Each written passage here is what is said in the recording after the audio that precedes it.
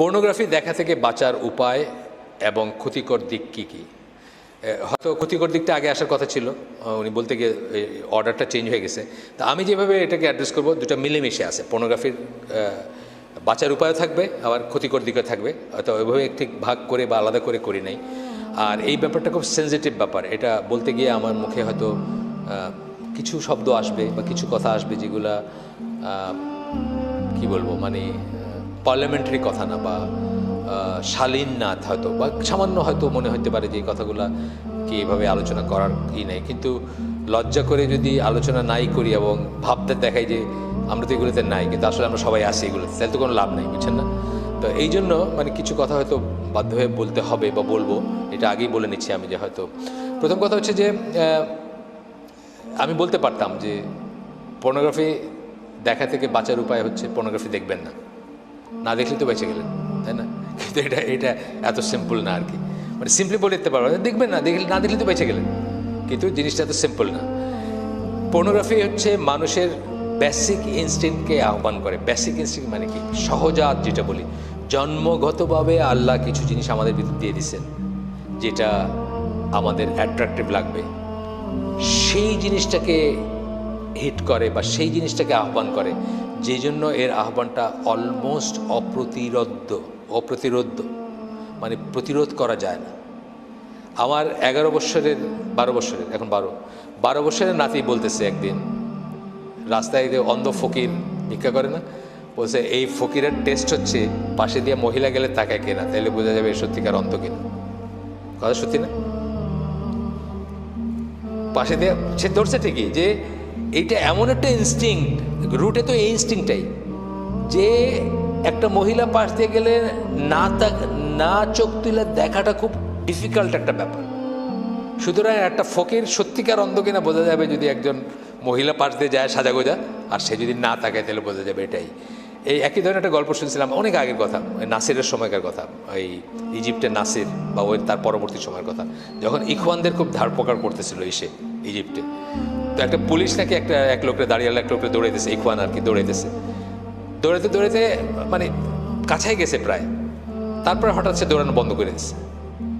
তো মানুষজন জিজ্ঞেস করছে কী ব্যাপার, তুমি ছেড়ে দিলে ওরে, তুমি তো এতক্ষণ ধরে দৌড়ালে, এখন ছেড়ে দিলে কেন?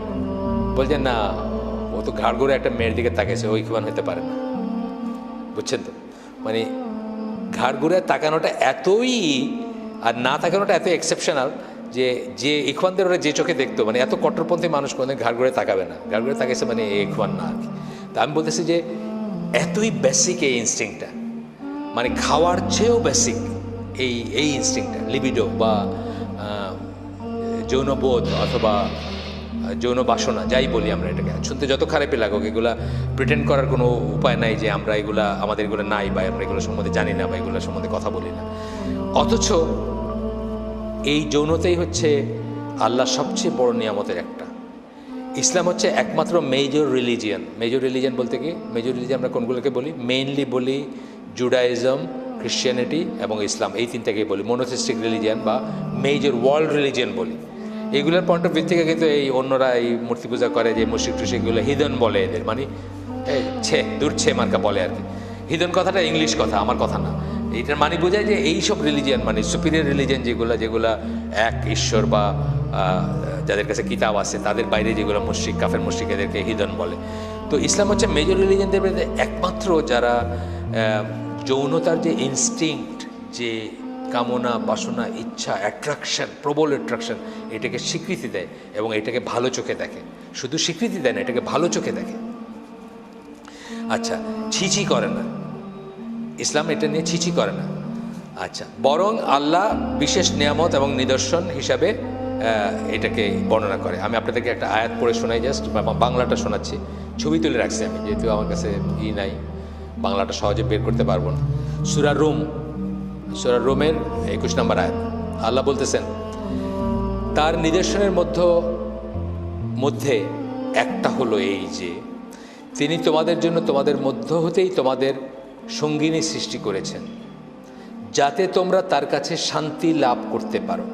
আল্লাহ কিন্তু বলেন না যাতে উনি সন্তান জন্ম দিয়ে থাকেন, তা বলেন নাই, শান্তি লাভ করতে পারো।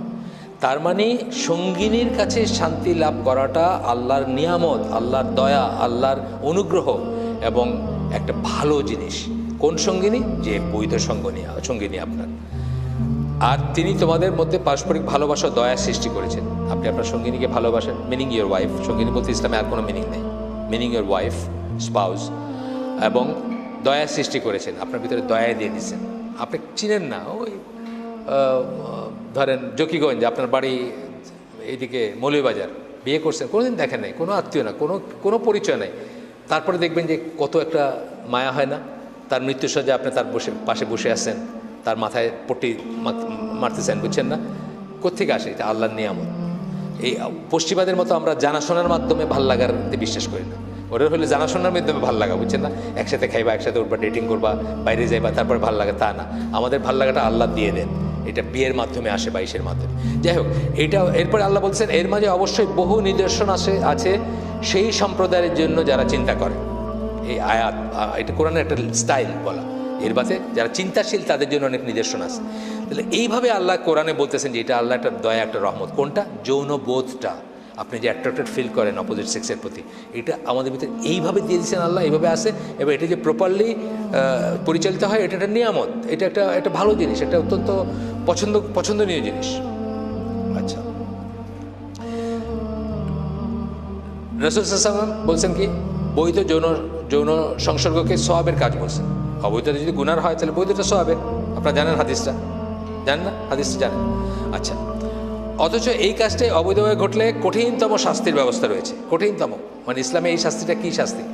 এটা কিন্তু কোনো মাফ নাই, এটা শাসক চাইলেও মাফ করতে পারেন। আপনারা জানেন ইসলামে ম্যারিড অ্যাডাল্টারি মানে অবৈধ একটা সম্পর্ক বিয়ের বাইরে যদি হয় তাহলে এটাতে কী হয়? মৃত্যুদণ্ড। কিন্তু পাথর ইসলামী দেশে, ইভেন যেখানে শরিয়াকে আইন মনে করে তারা, সেখানে মৃত্যুদণ্ড। এবং এটা কি? এটা শাসক চাইলেও মাফ করতে পারে না। এই মৃত্যুদণ্ড এমন একটা মৃত্যুদণ্ড যেটা অন্য দুইটা আছে, তিনটা কারণে মৃত্যুদণ্ড হয় ইসলামে। একটা হচ্ছে আপনার ওই মুরতাদ হয়ে গেলে, এটাও সে তওবা করলে মাফ, যা পথে ফিরে আসলে মাফ। আরেকটা হলো কিসাস, হত্যা করলে, আরেকজনকে হত্যা করছেন এই জন্য মৃত্যুদণ্ড হয়, এটা ওর ফ্যামিলি মাফ করে দিতে পারে চাইলে। কিন্তু অবৈধ যৌন সংসর্গের জন্য যে মৃত্যুদণ্ড, সেটা কিন্তু ওই যার সাথে করছে সে চাইলে মাফ করতে পারে না, বুঝছেন তো? এটা মানে শাসকও চাইলে মাফ করতে পারে না। এটা মৃত্যুদণ্ড যদি এটা প্রমাণিত হয়, কার্যকর করতেই হবে ইসলামী শরিয়া মতে। যাই হোক, ম্যারিড অ্যাডাল্টারির কথা বলা হয়েছে যে এটা পশ্চিমা সাধারণ কলামিস্টরা পশ্চিমা দেশের লেখালেখিতে আসছে যে পর্নোগ্রাফি ইটসেলফ একটা অ্যাডাল্টারি বা ব্যভিচার। পর্নোগ্রাফি যদিও এটা ওই ব্যভিচার না, কিন্তু এটাও একটা ব্যভিচার। এটা আপনার বৈবাহিক সম্পর্কের বাইরে আপনি একটা কিছু ভাবলেন, দেখলেন, চিন্তা করলেন, বা মনে মনে আশা করলেন অথবা মনে মনে কামনা করলেন, এটা। এই জন্য পশ্চিমা সেকুলাররা বলছে, পশ্চিমা পাদ্রীরা বলে নাই, সেকুলাররাই প্রশ্ন করছে আমার কাছে। আমি খুঁজলে হয়তো আর্টিকেলটা পাবো, কোনো একটা এই যে আমার কাছে ইন্ডিপেন্ডেন্টের আসে, ওইখানে বোধহয় এখানে প্রশ্ন করছে যে পর্নোগ্রাফি হচ্ছে আসলে, আপনি কি চেঞ্জ করবেন ব্যাটারি? পর্নোগ্রাফি হচ্ছে একটা অ্যাডাল্টারি বা একটা ব্যভিচার, এক ধরনের ব্যভিচার। ইসলামী পয়েন্ট অফ থেকে আমরা অন্তত বলবো যে মৃত্যুদণ্ডযোগ্য ব্যভিচার না হইলেও এটা চোখের জেনা, কানের জেনা, তাই তো? চোখের জিনা, কানের জিনা, এটা রাসূল সাল্লাল্লাহু আলাইহি ওয়াসাল্লামের হাদিসে আসছে। চোখেরও জিনা হয়, কানেরও জিনা হয়, এবং সেই সব জিনার থেকে কি করে আলটিমেটলি মানুষ রিয়েল জিনাতে যায়। আচ্ছা, প্রাণীকুলের ভিতরে আপনি দেখবেন যে সবচেয়ে বড় প্রাণীকুল বলতে আমি সকল প্রাণীর কথা বলতেছি, মানুষ সহ, সবচেয়ে বড় চালিকা শক্তির একটা। আপনি যে মেটিং সিজনগুলো আছে অন্য প্রাণীর ভিতরে, আপনি দেখবেন কি করে তারা, মানে একজন মাইরে ফেলতেছে এটার জন্য কম্পিটিশন করতে গিয়ে। আপনি দেখবেন কুমিরের ভিতরে আছে বা অন্যান্য জন্তু জানোয়ারের ভিতরে একজনকে মেরেই ফেলতেছে, মানে মারামারিটা শুরু হয়েছে এটাকে কেন্দ্র করে, এবং একজনকে মেরে ফেলছে। আল্লাহ দেয়া এই চালিকা শক্তির বলে পৃথিবীর সমাজ সংসার আবর্তিত হচ্ছে, এই কথাটা আমি বলতে পারতাম, কারণ আসলে এইটা দিয়ে কিন্তু দুনিয়াটা ঘুরতেছে, এটাকে কেন্দ্র করে। অন্য ফর্মে আমরা হয়তো ডিফাইন করতেছি না ওইভাবে, বুঝছেন না? এটা মিলেমিশে আছে জিনিসের ভিতর, গানের ভিতর আছে, সিনেমার ভিতরে আছে, নাটকের ভিতরে, বুঝছেন না? কিন্তু এই কেন্দ্রে কিন্তু পৃথিবীটা ঘুরতেছে, সারা পৃথিবীটা কিন্তু এটাকে কেন্দ্র করে ঘুরতেছে। প্রাণীকুলে প্রবল প্রতিযোগিতা দেখা যায়, যা অনেক সময় প্রতিপক্ষকে হত্যা পর্যন্ত গড়ায়, এটা আমরা দেখছি অনেক। আমি উদাহরণ দিতে পারতাম অনেক। সবচেয়ে প্রবল এই বেসিক ইনস্টিংক্টকে চরিতার্থ করার ব্যাপারটা প্রকৃতিতে ওপেন, কোনো রকমের রাগ ঢাক নেই, প্রকৃতিতে ওপেন, জোরদার মুলুকদার, যে পাল্লা যা করলা। কিন্তু মানে কি বলে, মানুষকে তো আল্লাহ আশরাফুল মখলুকাত হিসেবে বানাইছেন। কেন? এটা আল্লাহ কিছু নিয়ম করে দিয়েছেন, এই নিয়মের ভিতরে মানুষ থাকবে এবং থাকলেই সে আশরাফুল মখলুকাত, নাইলে সে জানোয়ারের সাথে তার কোনো তফাৎ নাই। আচ্ছা, মানুষের বেলায় আল্লাহ কিছু নিয়ম বাইরে দিয়েছেন, সেই নিয়ম যারা মানে না তাদের বেলায় এই বেসিক ইনস্টিংক্ট পরিতৃপ্ত করতে মানুষ খুন খারাপি বা হত্যা ধর্ষণ পর্যন্ত যায় না আমাদের দেশে। আমাদের দেশে তো দেখতেছেন যে যারা এই নিয়ম মানে না, আল্লাহর নিয়ম মানে না, আল্লাহর বিধান মানে না, আল্লাহ যে নিয়ম করে দিয়েছেন সেটার ভিতরে তারা কি শেষ পর্যন্ত খুন রাজানি পর্যন্ত যায় না? এটারই সূত্র ধরে যাচ্ছে। আপনি দেখতেছেন মা ছেলেকে মেরে ফেলছে, এই 2-3 বছর আগে উঠছে, আপন ছেলেকে মেরে ফেলছে মা, এই পথে সে জেনে গেছে বা কিছুর জন্য মেরে ফেলছে, পরকীয়া সম্পর্ক সম্বন্ধে জানছে। তার মানে সে নিয়ম মানে না। নিয়ম না মানলে তখন সে যা ইচ্ছা আসবে, খুন আসবে, ধর্ষণ আসবে, মানে খুন কইরা। মাদ্রাসার একটা ছেলে, সেদিন পড়লাম, মাদ্রাসার 8-9-এর ছেলে আরেকটা 7-8-এর মেয়েকে নিয়ে ভাগায় নিয়ে ঢাকায় চলে আসছে। আয়সা কোন হোটেলে উঠতে চাইছে, পারে নাই উঠতে, কমলাপুর স্টেশনে যে পতিত রেলওয়ে বগি থাকে না, ওর ভিতর তাকে ধর্ষণ করছে, কইরা তাকে, সে কাঁদতেছিল, মেয়েটার দোষ হলো মেয়েটা তারপরে কাঁদতেছে, সমানে কাঁদতেছে, তারে মাইরে ফেলছে, পেপারে আসছে, ওপেন ঘটনা, খুন করছে। এই ইনস্টিংক্টের জন্য তো করছে, এই কাজটার জন্য করছে না। ইনস্টিংক্টটা আমি বলতেছি যে রিপুর তাড়নাটা তো এইটাই। সে নিয়ম মানে নেই দেখে সে হত্যা পর্যন্ত করেছে। 7-8-এর মেয়ে, 8-9-এর ছেলে, মাদ্রাসার। চিন্তা করে দেখেন আপনি তাহলে অন্য যারা যা করতেছে বা আরও যারা উন্নত শ্রেণীর, উন্নত টাকা পয়সা আছে, উন্নত শিক্ষা দীক্ষা আছে, তাদের কথা তো আছেই। আমি অনেক ছোটোবেলায়, তখন আমি অত বুঝতাম না অনেক কিছু, মানে ধরেন 10-12 বছর বয়সে একজনের গল্প শুনতেছিলাম যে সে সিলেটেই, সে বৃষ্টি ঝড়ের রাতে নদী পার হয়ে জৈন্তায় চলে গেছে, এই ইনস্টিংক্টের বশবর্তী হয়ে। ওইখানে এটা চরিতার্থ করার কোনো ব্যবস্থা আছে আর কি, সেই জন্য মানে বলতেছিল, তারা হাসি ঠাট্টা করতেছিল মুরব্বীরা, যে মানুষের এই ব্যাপারটা কত সাংঘাতিক, যে ঝড়ের রাতে সে সুরমা নদী পার হয়ে সাঁতরাইয়া ওই পারে জৈন্তায় চলে গেছে, ওইখানে কোনো একটা ব্যবস্থা আছে সেটা চরিতার্থ করতে গিয়ে। এত প্রবল হইতে পারে মানুষের এই ইনস্টিংক্টটা। আপনি পশুগুলোর ভিতরে দেখবেন, আমার একটা ঘটনা মনে আছে যে একটা ছাগল খুব ভ্যাঁ ভ্যাঁ করতেছে, তো এক নাতি তার নানিকে জিজ্ঞেস করছে যে এটা এত চিৎকার করতেছে কেন? তো নানি বলতেছে যে এটার বিয়ের সময় হয়েছে। পশুগুলোর ভিতরে এটা আছে, মানুষের ভিতরে খালি এটা নিয়ে রাগ ঢাক আছে।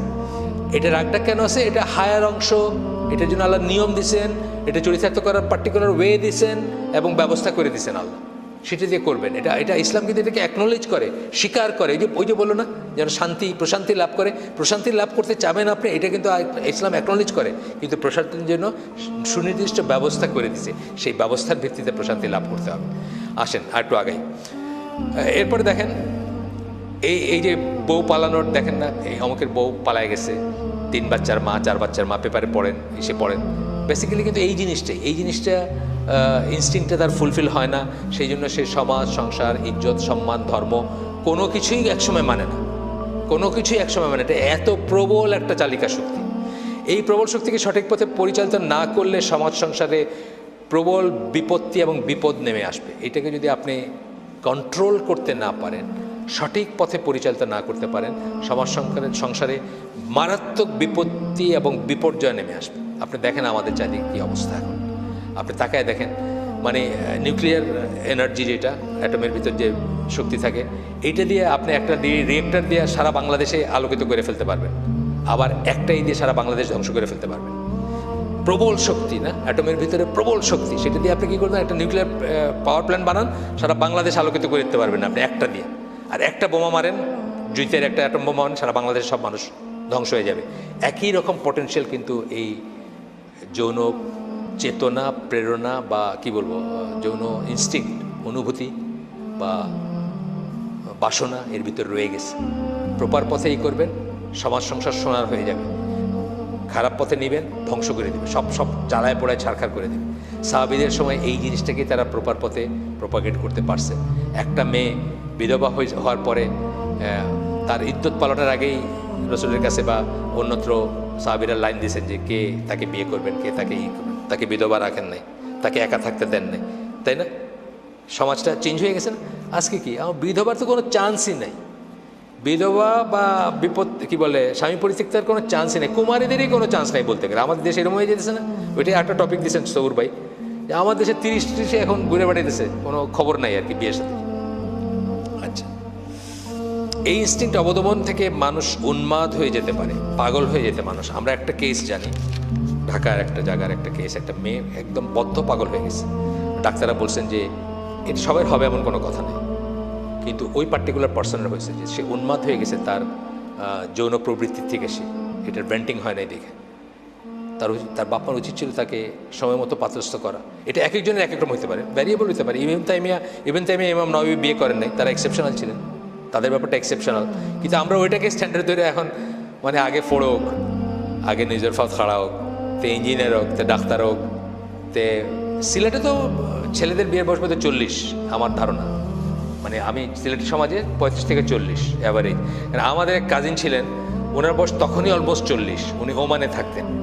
উনি ওমান থেকে ক্যাসেট পাঠাইছেন, তার খুব শরীর খারাপ ছিল, তখন ক্যাসেট দিয়ে খবর আসতো, এখন তো ইমেল হয়েছে। এটা আমি বলতেছি আরও 20 বছর আগের কথা। ধরেন একটা ক্যাসেট পাঠাই, তো ক্যাসেটটা মায়ে বা বাপে বাজায় শুনল, তো বলতেছে যে আমার কি শরীর খারাপ হয়েছে, এটা তো ক্যাসেটে বলছি আর কি, এটা শুনে নিতে বলছে। তো ডাক্তার বলছে বিয়া না করলে এটা সারবে না, বুঝছেন তো, কিছু একটা হয়েছে ওনার, যাই হয়েছে, ওমানের ডাক্তার বলছে। এখন ওনার তখন 13 বছর বয়স্ক একটা বোন আছে। ওনার বাবা মার এই হচ্ছে ওই 13 বছর বয়স্কা যে তার বিয়ের পরে ওনার বিয়ে দিবেন, উনি তখন অলরেডি 40। সিলেটে কিন্তু এটা খুব কমন, আপনারা জানেন না, রিয়েলাইজ করেন কিনা, সিলেটে কিন্তু বয়সটা মানে ছেলের বিয়েটা এটা কোনো কনসিডারেশনই নেই, মেয়ের বিয়েটা হলো খুব ইম্পর্টেন্ট জিনিস। তো এইটা হচ্ছে একটা বিরাট ব্যাপার।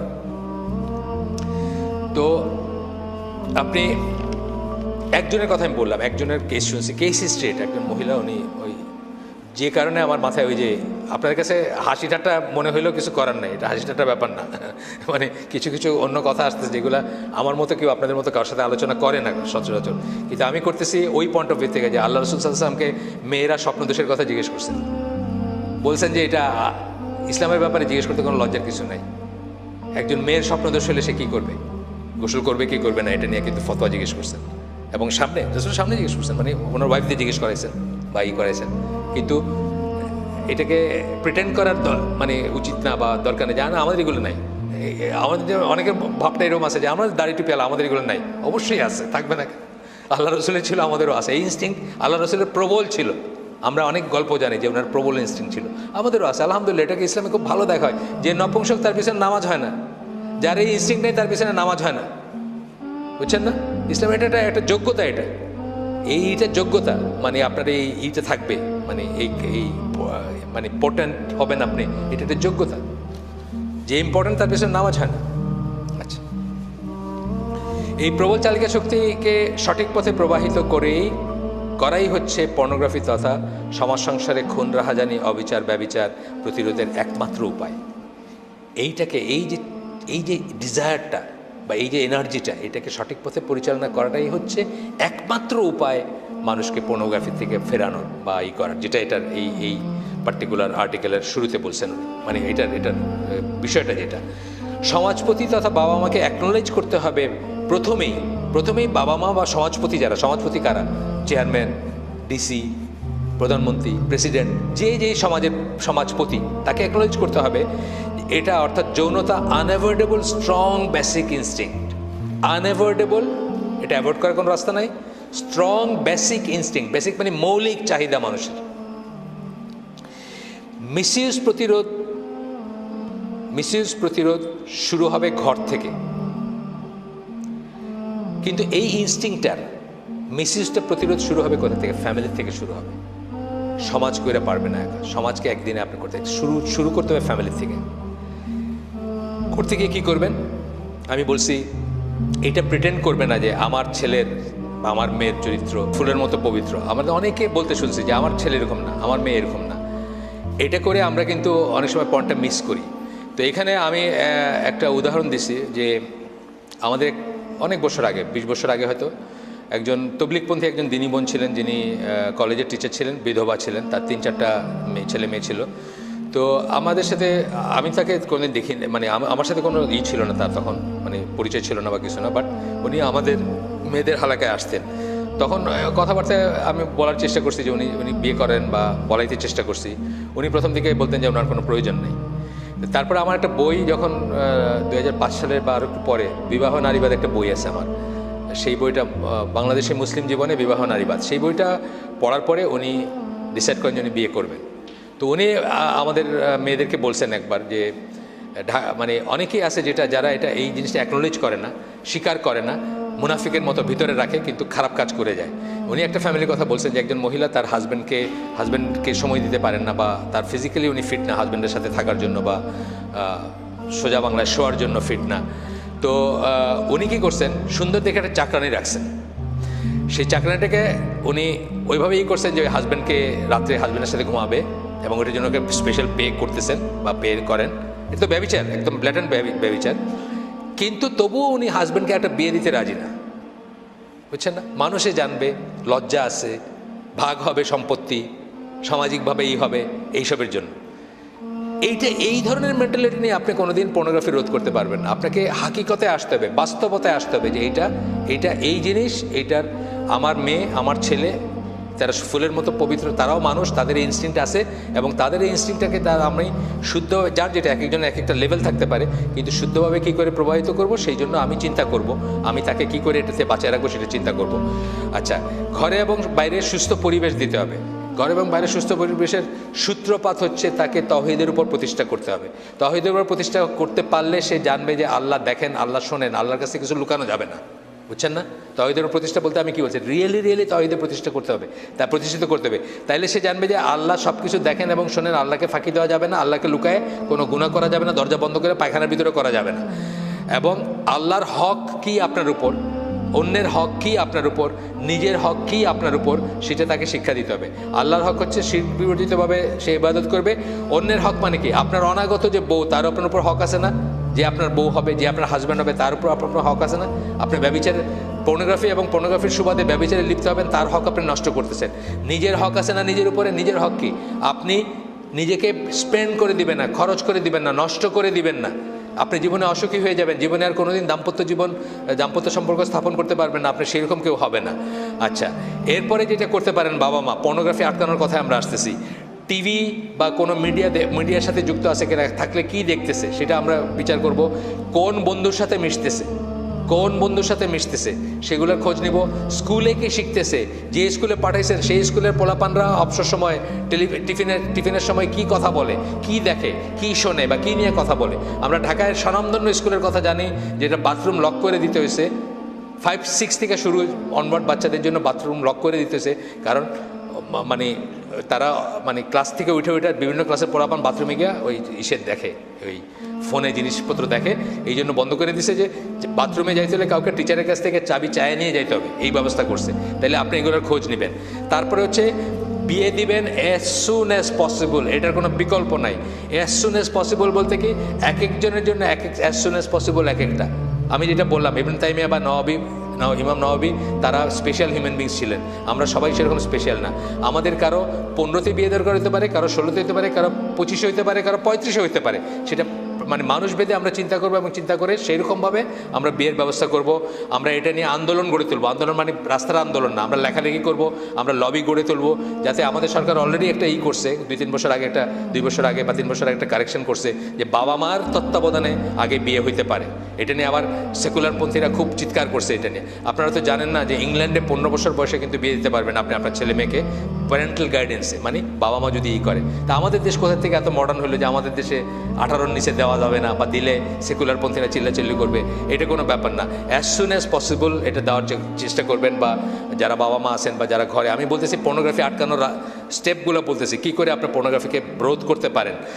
হিটলার পর্যন্ত বুঝছিল, হিটলার আপনি তার জীবনী পড়েন, সেই 1920-21-22-এর কথা আমি বলতেছি, তখন সে বুঝছিল যে তার দেশে সমস্ত খারাপ কাজগুলো ইহুদিরা করে, ইহুদিরা সিনেমা বানায়, ইহুদিরা পোস্টার লাগায়, ইহুদিরা মেয়েদের ছবি লাগায়, এগুলো দেখে তাদের ইয়াং জেনারেশন নষ্ট হয়ে যেতেছে, এবং তাদের সিফিলিস গনোরিয়া হইতেছে, তাদের বংশ। তখন তো আর প্রস্টিটিউশন ছাড়া খুব একটা রাস্তা ছিল না, এরকম তো লিভ টুগেদার তখনকার ইউরোপেও সহজ ছিল না। কিন্তু বলতেছে তাদের ইয়াং জেনারেশনগুলো নষ্ট হইতেছে, বংশ পরম্পরায় খারাপ সন্তান প্রডিউস করতেছে।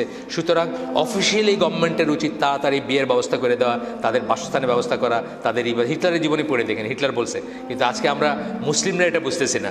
এটা হচ্ছেই। তারপরে হচ্ছে যে কোনো ইবাদতের কাজ, একটা মানুষ যদি ইবাদতের পরিবেশে থাকে, তাহলে কি সে ওইসব থেকে দূরে থাকবে। ইবাদতের পরিবেশটা বাসায় সৃষ্টি করবেন যেন ওইসব থেকে দূরে থাকে। কোরআন, আমি একজন লেখকের কথা বলছি যে problems Muslims face in today's world, একটা বই আছে, ওই বইয়ে উনি সব সমস্যাগুলো বলছেন পশ্চিমা জীবনের, এইসব সমস্যাই আছে, পনেরো সবই আছে ওখানে। সমস্যা কি? প্রতিটি সমস্যায় উনি বলছেন রিসাইট কোরআন ডেইলি, রোজ কোরআন তেলাওয়াত করবো। কারণ রোজ কোরআন তেলাওয়াত করা, বুঝে পড়ার ভিতরে বা একটু জেনে বা চিন্তা করার ভিতরে একটা আছে, আপনাকে এটা পাপ থেকে দূরে রাখবে, আপনার একটা সলিউশন দিবে। তারপরে আমি বলছি হেলদি লাইফস্টাইলস, হেলদি লাইফস্টাইল, আপনাকে আপনার সুন্দর একটা জীবনযাপনের ব্যবস্থা থাকবে, পদ্ধতি থাকবে। রাত্রে আপনি আগে খাবেন, রাত্রে আপনি আগে ঘুমাবেন, সকালবেলা আগে উঠবেন, এগুলো হেলদি লাইফস্টাইল, তাই না? ভালো জিনিস খাবেন, জাঙ্ক ফুড খাবেন না, যেসব ফুড খাইলে আপনার অহেতুক আপনার হাইপার হয়ে যান সেসব ফুড খাবেন না, হেলদি লাইফস্টাইল। এইগুলো দিয়ে আপনি বাসার থেকে পর্নোগ্রাফি করার বা শুরুর থেকে পর্নোগ্রাফি রোধ করার চেষ্টা করতে পারেন। হার্মসের কথা বলছিলেন, হার্মসের ভিতরে আমি জাস্ট পয়েন্ট বলে যাচ্ছি, যেহেতু আর 10 মিনিট আছে নামাজের, 10 মিনিটের মতো প্রায়, আর 1 মিনিট 2 মিনিট আমি শেষ করে দিব। একটা হার্মস মানে ক্ষতিকর কি দিকগুলা কি, যারা পর্নোগ্রাফিতে অ্যাডিক্ট হয় তারা কিন্তু চির অসুখী হয়, জীবনে আর কোনোদিন সুখী বা তৃপ্ত হইতে পারে না, তাদের ব্রেন ব্লো আউট হয়ে যায়, ব্রেন নষ্ট হয়ে যায়। এটা নিয়ে কথা অনেক লেখালেখি হয়েছে, তাদের ব্রেনটা আর স্বাভাবিকভাবে ফাংশন করতে পারে না, চিন্তা করতে পারে না। 2 নম্বর হচ্ছে তারা ভায়োলেন্ট হয়ে যায়, তাদের ওই উত্তেজনাটা প্রশমিত করার জন্য তারা যে কোনো কিছু করতে পারে। এই যে বললাম, রেপ, খুনাখুনি, মারামারি সব কিছু করতে পারে তারা। আপনি দেখবেন, পড়লে এগুলো তো বাংলাদেশে খবরের কাগজে উঠে, এগুলো কোনো রাগটাক নাই। ফ্যামিলি ভেঙে যায়, বিয়ে। পর্নোগ্রাফিতে আপনার 5 মিনিটের একটা ইসের ভিতর যত কিছু এই সমস্ত জিনিসগুলো বাস্তব জীবনে কোনোদিন হয় না। বাস্তবে বউ এইভাবে বিহেভ করে না, একটা পর্নোস্টার যেভাবে বিহেভ করে এইভাবে করে না। সো আপনি বিয়ের সাথে সাথেই আপনার মনে দূরও এটা কী করলাম, মানে বিয়েতে আপনি আপনার পর্নোগ্রাফি থেকে যে ইমাজিনেশন আসছে, জীবনে দেখলেন যে এটা তো কোনো ব্যাপার না। বাস্তবে একটা যদি আমাদের স্বাভাবিক মুসলিম বিয়ে হয়, যারা একে অপরের সাথে মেলামেশা করে নাই আগে, কেউ কাউকে চিনে না, অ্যারেঞ্জমেন্ট ফ্যামিলির থ্রুতে বিয়ে হয়েছে, তাদের 1 মাস 2 মাস 6 মাস লাগতে পারে অ্যাডজাস্ট করতে। অথচ আপনার পর্নোগ্রাফিতে কী দেখতেছেন, 6 মিনিটের ভিতরে জীবনের সব স্বাদ নেওয়া শেষ, তাই না? তা আপনার কাছে তখন হাইসেন না, কথা সত্যি না? তা আপনার কাছে তখন মনে হচ্ছে দূরে এটা কি, এটাতে কোনো উত্তেজনাই নাই, কোনো কিক নাই, কোনো আবেগ নাই, কোনো নাই, কোনো প্লেজার নাই, কোনো এরকম মনে হবে আপনার বিয়েতে কোনো দিন। এরপরে পর্নোগ্রাফি থেকে আরেকটা যে হচ্ছে, আমাদের সমাজের ভিতরে এখন ইনসেস্ট শুরু হয়েছে। কিন্তু ইনসেস্ট, বাবা মেয়ে, ছেলে ভাই বোন, এই ধরনের দেখবেন পেপারে আসে, এসে আসে, অনেক ঘটনা আসে।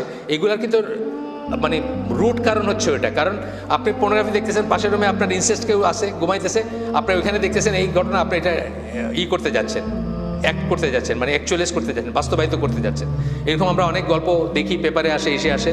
তারপরে যে মানুষটা সে আনপ্রোডাক্টিভ হয়ে যায়, সে আর ভালো কোনো কাজ করতে পারে না, রেসপন্সিবল কোনো কাজ করতে পারে না, সে একটা নির্জীব মানুষ হয়ে যায়, জীবনী শক্তিহীন মানুষ হয়ে যায়।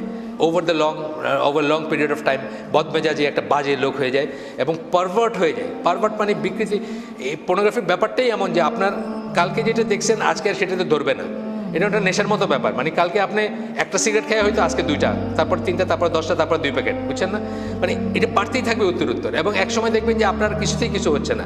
আমি শেষ করে দিই, যেহেতু নামাজের সময় চলে আসছে। সুবহানাকা আল্লাহুম্মা ওয়া বিহামদিকা আশহাদু আল্লা ইলাহা ইল্লা আনতা আস্তাগফিরুকা।